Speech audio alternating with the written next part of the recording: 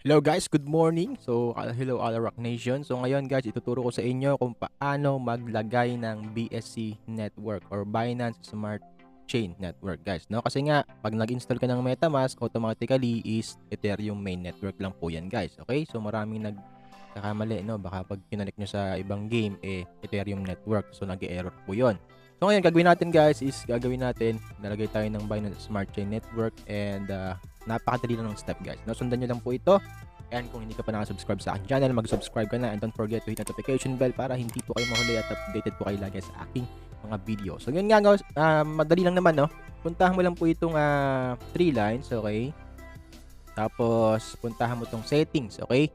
So nasa mobile tayo guys, no. Okay, puntahan mo yung settings. Tapos puntahan mo itong networks, okay?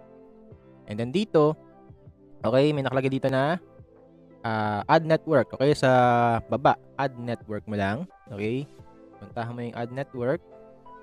So ako kasi meron na, pero lagay mo dito add network. And then dito, lalagyan mo to, fill upan mo siya. So network name, RPC URL, chain ID, symbol, and then Block Explorer URL. So paano po ginagawa yan? Lalagay mo lang ito guys, no? So ito yung ilalagay mo. Okay, network name, so smart chain. So lagay mo dito smart chain.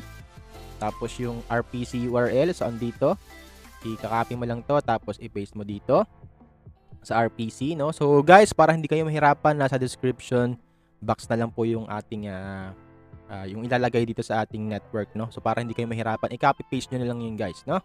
Copy paste nyo yun, and then in chain ID 56 BNB symbol, ayan, symbol BNB. So Block Explorer, so site din yan guys, ilalagay nyo lang dito yan guys, no? So para hindi kayo mahirapan, i-copy nyo na lang guys doon sa ating description box. Okay? Tapos i-paste nyo dito. Okay? Maliwanag yan guys, ha? So para hindi na kayo mahirapan, para hindi na kayo maghanap. So i-add ko yun sa description box tsaka po sa comment section.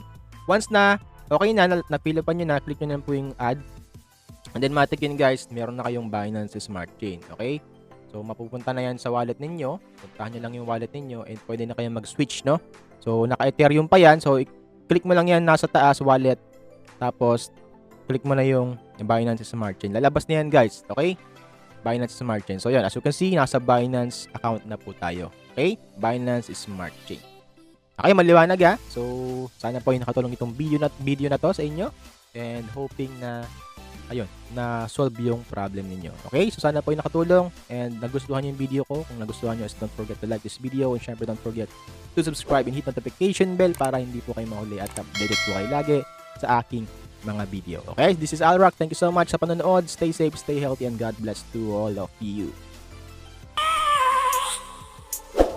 I have a dream, that's all I need. I'll make it happen with some work and belief. Know what I want, so I'll take it on. I've made mistakes, but mistakes make you strong. Let's break it down for a minute. I want the crown, I'm gon' get it. You hear me loud, man, I'm winning.